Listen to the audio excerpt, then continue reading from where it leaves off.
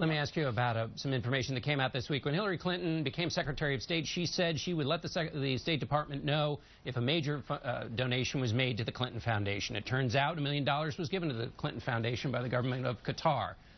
State Department was never informed. Why not?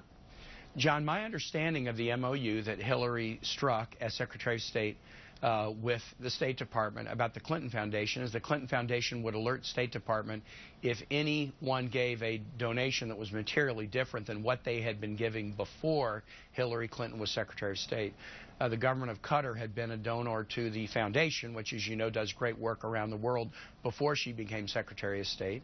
The fact that they are a donor has been known, but they were a donor before Hillary became Secretary of State. This wasn't a change in their position. So this was in keeping with called the MOU, the Memorandum of Understanding. So even though they gave Yes. $1 million to the foundation, she felt no obligation to let the Ethics Department, the State Department, know. They were very clear about when notice would be required, and that would be if a government decided to do a contribution that was significantly different from what it had been doing before.